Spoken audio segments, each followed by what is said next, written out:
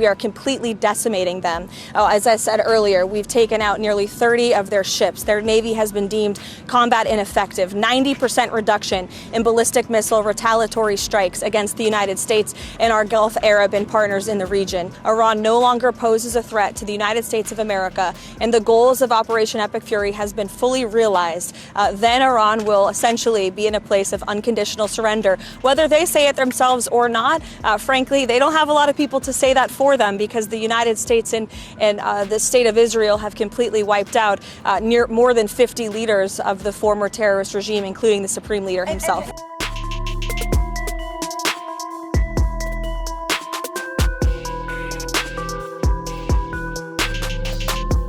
The conflict between the United States and Iran is escalating rapidly, with Washington now demanding complete capitulation from Tehran.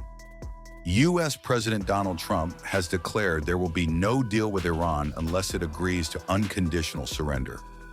Trump outlined the demand in a message posted on Truth Social as the conflict entered a dangerous new phase. The United States is well on its way toward controlling Iranian airspace. White House Press Secretary Karoline Leavitt told reporters on March the 6th, adding that Washington expects the achievable U.S. objectives to be completed in 4 to 6 weeks. That it doesn't really matter if Russia is giving Iran information about military assets. Why doesn't it matter if U.S. military is being put in danger by Russia, and is that what the president believes as well? What I meant, Kristen, and thank you for giving me a chance to make it very clear, is that it clearly is not making a difference with respect to the military operations in Iran, because we are completely decimating them. As I said earlier, we've taken out nearly 30 of their ships. Their Navy has been deemed combat ineffective. 90% reduction in ballistic missile retaliatory strikes against the United States and our Gulf Arab and partners in the region. So, of course, we are achieving the military objectives of this operation, and that is going to continue because the United States military is the best and most lethal fighting force in the world. Sure, go ahead, Benny. Can you confirm if the U.S. has taken control over the airspace in Iran, like it's been reported these past couple of days?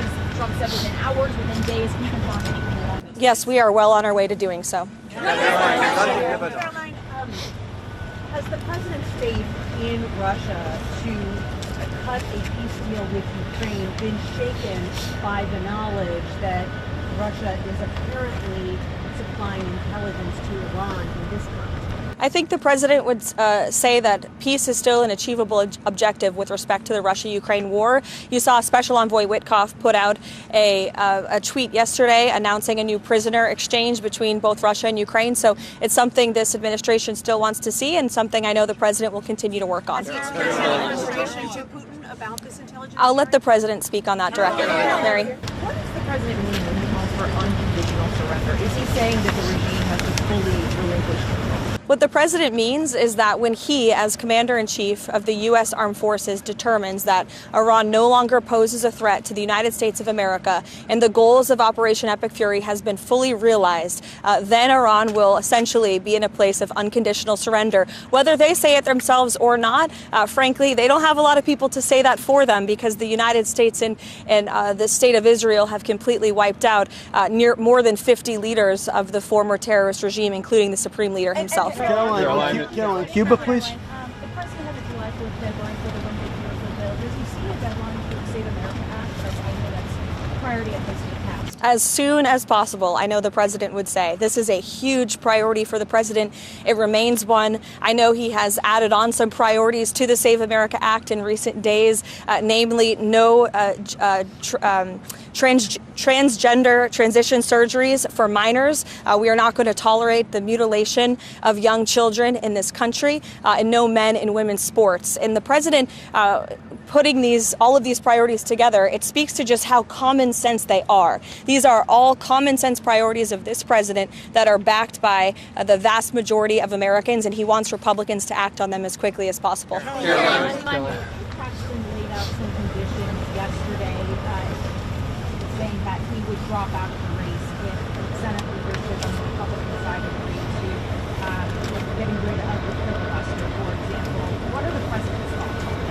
I won't get ahead of the president on the Texas Senate race. I know it's of great interest to everyone. I'm no longer his political spokesperson. I'm a government spokesperson, so I'll let him speak on that directly. You elaborated on the president's decision to have Mark Mullen as the next DHS secretary. Can you talk a little bit about the rationale for the choice, why Mullen was the best candidate in his eyes, and also your message to congressional Democrats who continue to feel DHS?